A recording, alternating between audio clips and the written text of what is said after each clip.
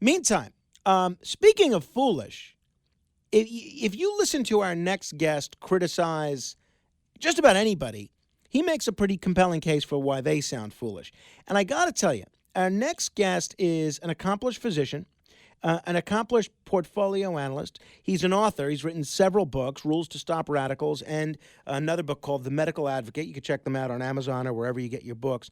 I find him to be one of the most fascinating people in the world because he clearly has a lot of medical expertise and is never hesitant to share it, but he speaks in a manner that most doctors don't. He's very blunt. At times he can get somewhat political, and he merges a knowledge of Wall Street and medicine the way few others, if anyone, do. And I am very, very pleased to welcome the author of the book, The Medical Advocate, Dr. Steven Greer. Dr. Greer, it is always a pleasure to talk with you.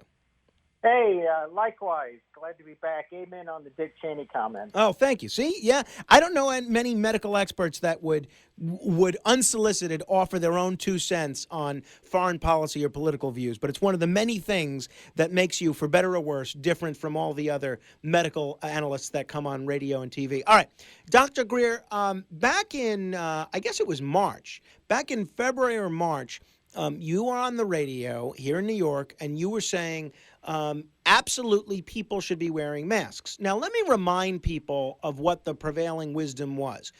People were being warned by the Surgeon General, by Dr. Fauci, by the head of the CDC, don't wear masks, don't buy masks. The only thing you're doing is helping doctors from getting them. And then you were the only medical, quote-unquote, expert that we were having on at the radio at that time that said people should be wearing masks. When I would ask physicians about people wearing masks, because I'd see them on the subway and people coming in, people were wearing masks. When I'd ask physicians about this, they would almost laugh at me and scoff at me, and if not say explicitly, say at least in tone, oh, those people are so dumb, they think masks are going to keep them from wearing the coronavirus. Lo and behold, the whole world, at least the whole country, has now come to your way of thinking that people should be wearing masks. In D.C., we're now seeing that there's actually a $1,000 fine if you're caught not wearing a mask. But give me your take in terms of where the virus is at this point and whether you think these continued mask mandates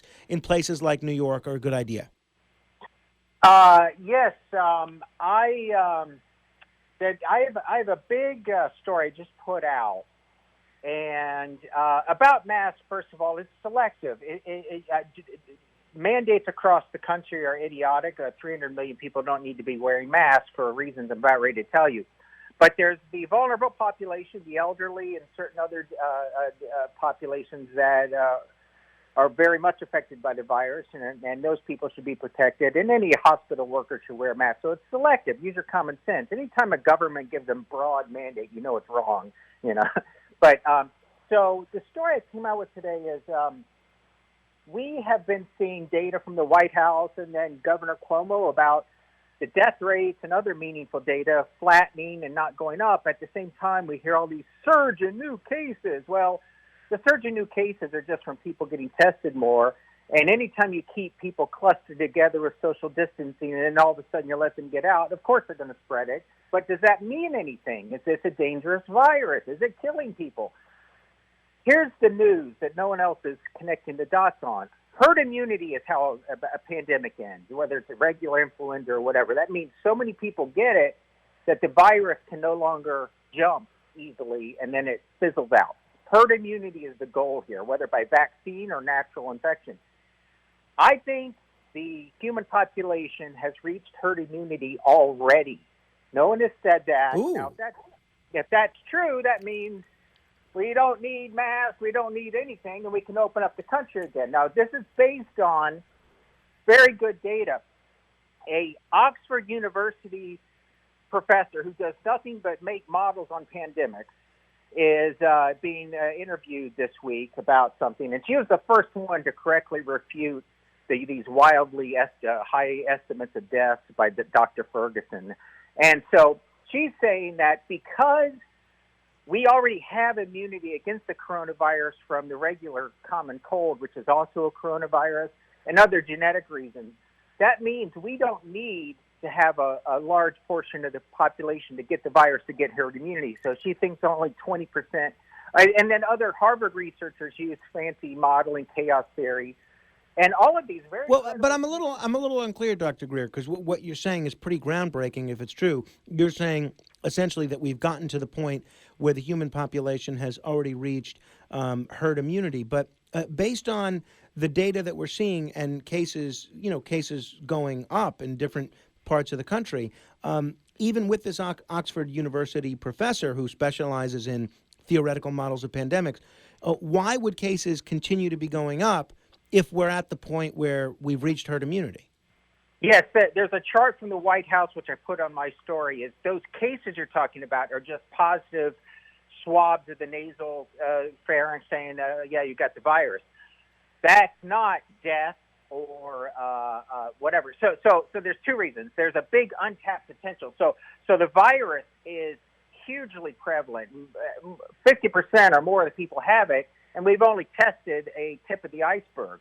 So those new cases will keep going up and up just because we haven't gotten around to testing them all. And also, when you cluster people together with lockdowns and then you let them out, of course they're going to start spreading it more. So overall, though, in the big picture, is the virus running out of steam? And yes, we're seeing it. And just read the article, and she explains it well, and so do the other Harvard researchers, is it looks like, based on the data, we only need about 20% of the population to have past infection rates, and then we have reached herd immunity. Well, that's clearly the case in New York City, which is consistent with the chart you're seeing from Governor Cuomo that the deaths aren't going up. And yesterday, I think, was our first day, and I think since this whole thing began, that we had no deaths at all in New York City. So that's it's very interesting. If people want to read this, by the way, they can go to GreerJournal.com. I'm going to link to this on my Facebook page, and people can check it out at Facebook.com/MoranoFan. Take a look at the chart, draw your own conclusions.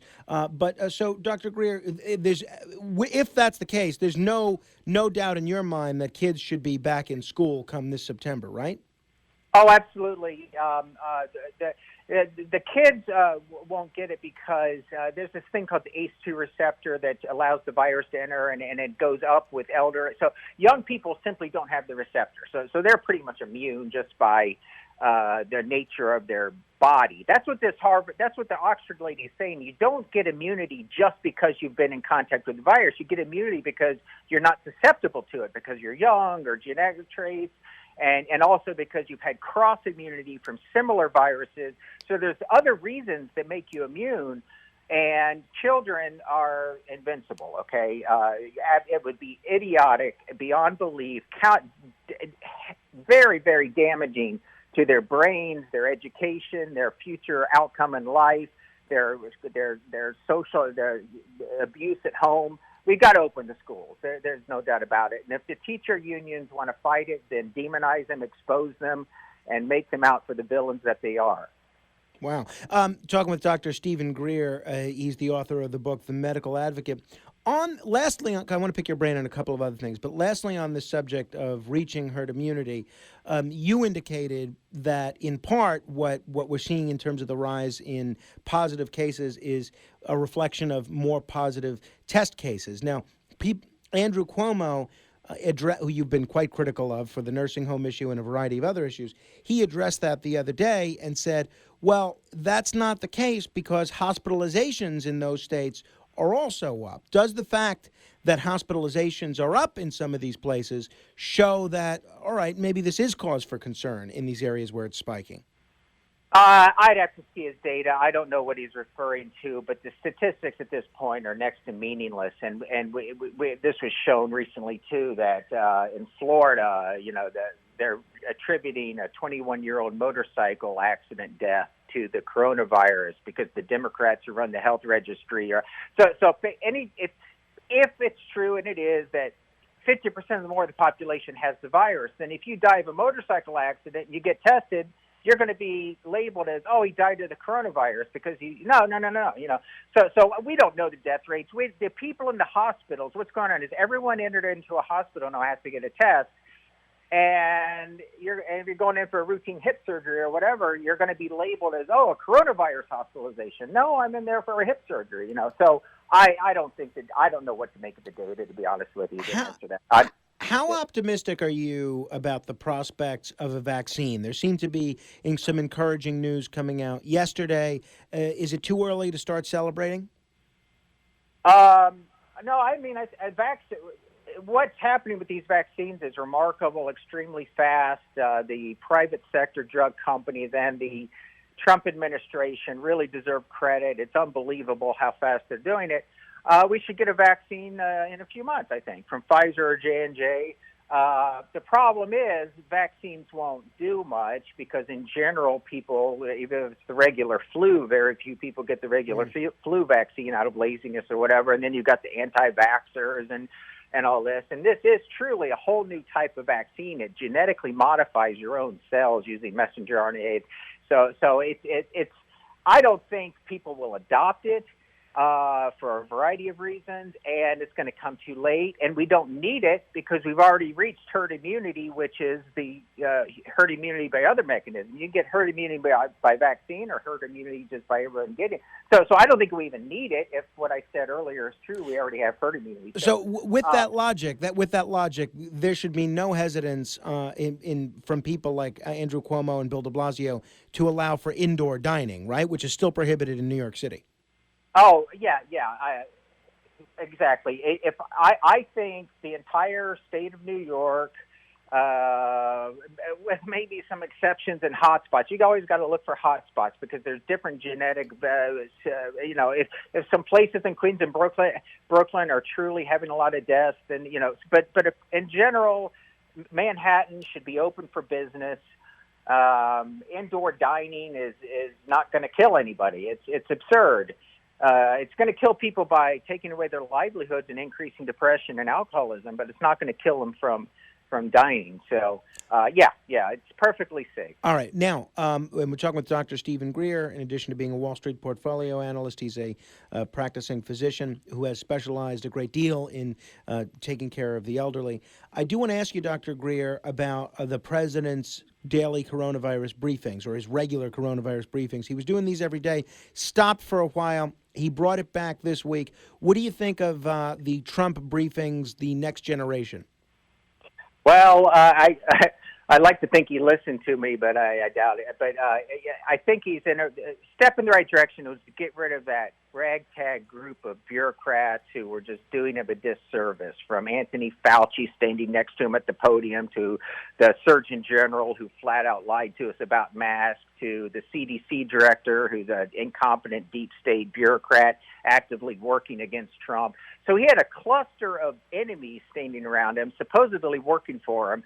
So it was a disaster. So it's good he got rid of them. He's the best speaker. He got elected for a reason because he's good in front of the camera. So Trump should be up there by himself. And I would not do them every day, by the way. There's no point to it.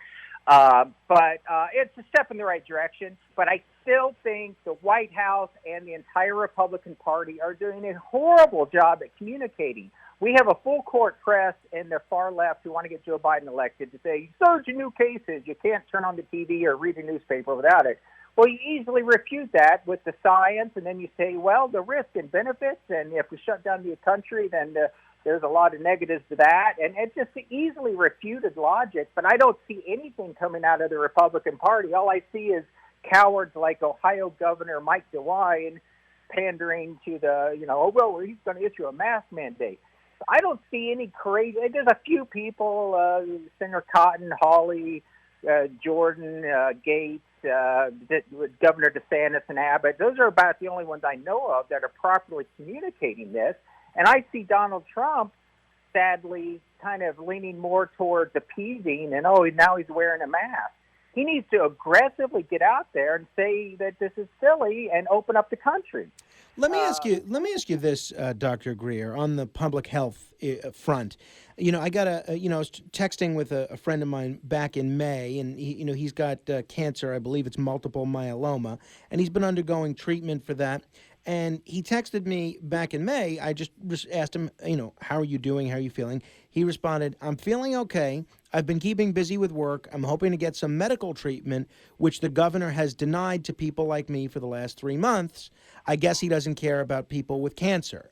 Now, I'm curious, how common has this been around the country where cancer patients and others have been denied treatment because of all these medical lockdowns?